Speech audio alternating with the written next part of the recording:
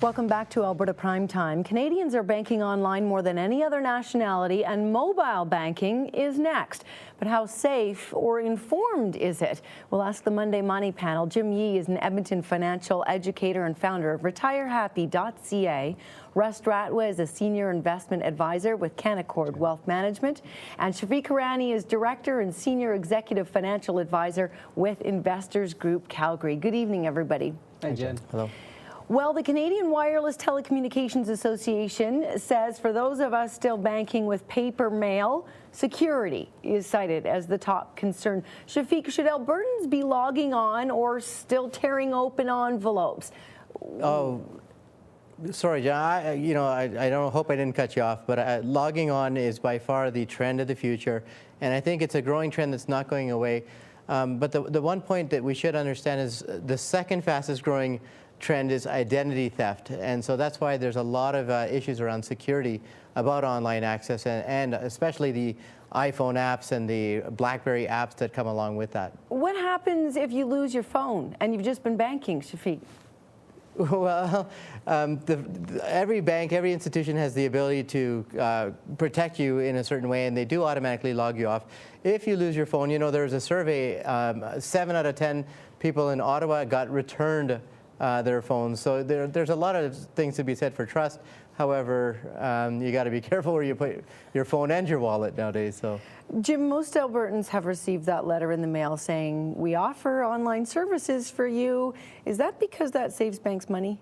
Oh, absolutely. I think that you know, it streamlines services. You don't need to have banks in the teller. But at the same time, we're seeing studies now that saying banks are open longer. So I think the banks are recognizing that customer service, however you choose to do that, whether it's online, whether it's at the bank, whether it's with a financial advisor, the banks are trying to do everything they can to service their clients. So any way that they can get to your business, they're looking to do it. Russ, it is digital measurement firm ComScore that confirms 65% of Canadians are banking or at least checking their accounts at least once a month. Is the problem there perhaps that people are doing things so much themselves, they're doing it without getting personal advice? Is that a con? Again, when you're dealing with investments, are we just talking banking and the applications? I mean, both, I think.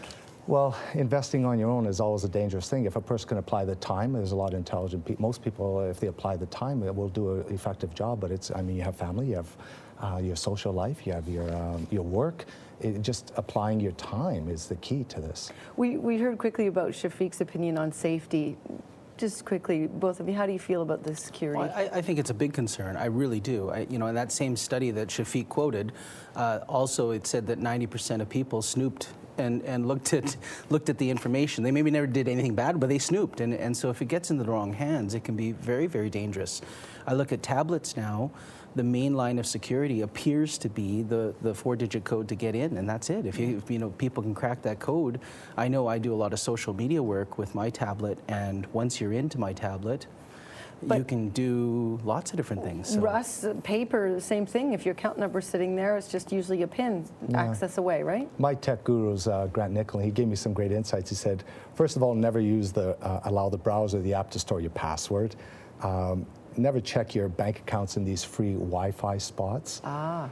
Use the password to get into the phone. A lot of people actually don't use the password. We say we got our phone hacked. They just left it laying there.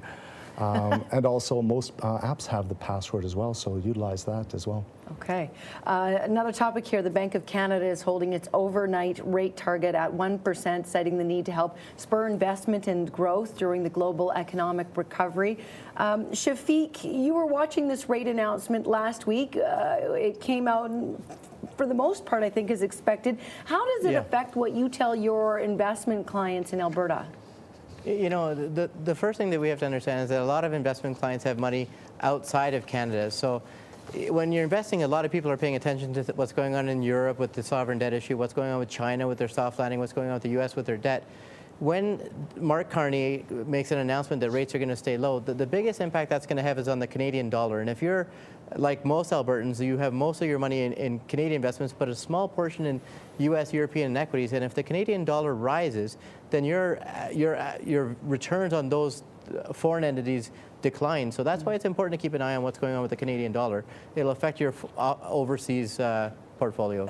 Jim, we have record-breaking household debt in Canada. How do Albertans know if they should take advantage of continuing low interest rates, or, as tempting as they are, hold back? I take a completely different perspective. I think that with low interest rates, the risk that we have is that it actually fosters more spending. We're on the verge of the big real estate market now that the spring has come. So how do you know, jump or don't jump in terms of borrowing?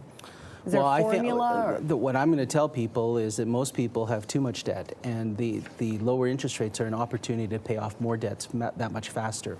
Whereas often the reports that you read about in the paper about the opportunity to get into the housing market or consolidate debts, this is the prime opportunity when you have low interest rates to pay down debt as fast as you can. Every dollar works harder for you. Russ? I want to be the devil's advocate here. Everybody thinks of debt as just the ultimate taboo. There's good debt, there's bad debt. Bad debt is anything that you're paying that you're not generating a higher return on. A good debt is anything that you're making a higher return. I mean, if we didn't have debt, most people wouldn't be homeowners. So the key is, what is good debt? Are you earning more? There's things that you can do called debt flips that would basically get you a higher rate of return than what you're actually paying. So as long as you're generating more income. Or finding a great investment that's going to pay more than the interest that you're using to get the money. Well, you bet. If I may, I mean, a person with $100,000 in a GIC at 2%, after taxes, after inflation, they're behind the eight ball. You could take that $100,000, put it down on your mortgage, borrow against your home, take that $100,000 of equity back in, invest it into a dividend-paying stock, Jim, paying 5%, You're practically spinning in your chair. The third kind of debt is the best debt, which is no debt. So I don't disagree with Russ. I think he makes some great points. But in that particular example, if you have a GIC, why not just pay down the mortgage and not re-borrow to reinvest? Why not just pay down the mortgage? It's a surefire way. And we've seen the markets, in the last 10 years, there's no guarantee that the returns will be there. I think I'm just seeing the two different stances No, here. we're saying the same thing. Debt is not good. The key is if it's putting you in the hole. Okay. We're going to come back with the Monday Money panel. A Western Canadian company stock is shooting up. It's not an energy company, not an airline. Which one is it, and how do you get in on these developments before they happen? When the Monday Money panel returns here on Alberta Primetime.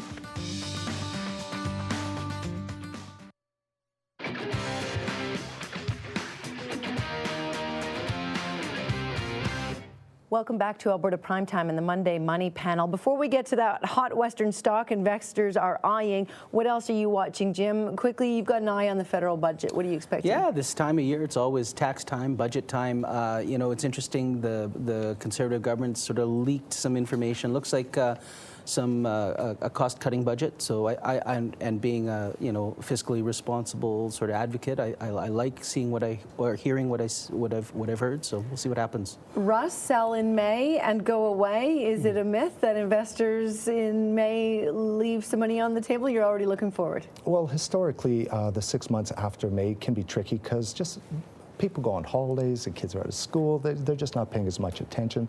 So you can have a very volatile market. So I just tell my clients, make sure you use the opportunity in March and April to really look at your portfolio, because chances are in July and August you're not. Okay. Shafik, what's on your radar? There's a couple of things. Domestically, capacity utilization numbers are out. So what that means is that we get to get an idea of a leading economic indicator rather than a lagging economic indicator. An indicator that's leading gives us an idea of what's going to happen in the stock market. And basically, capacity utilization is how well are we at full employment, how productive are we.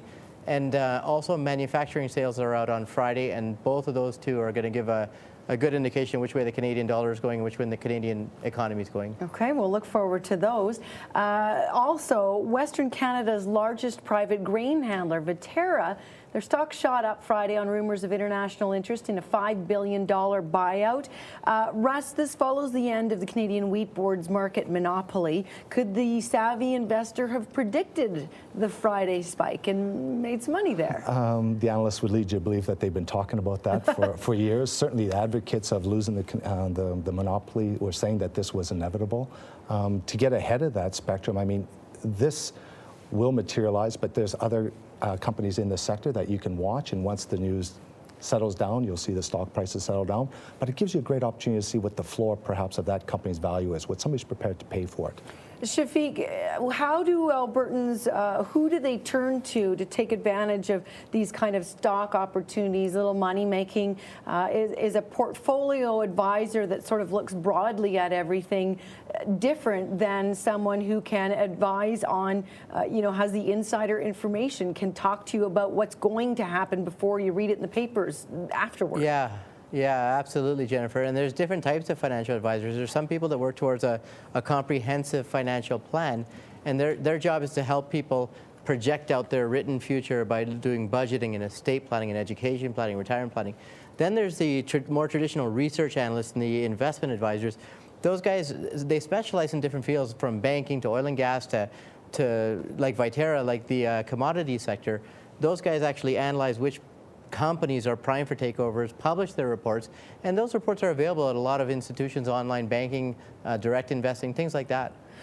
So when we see the news after the big spike on Friday, it's maybe too late to be getting in or not. Jim, how wary do Albertans need to be of jumping on a bandwagon?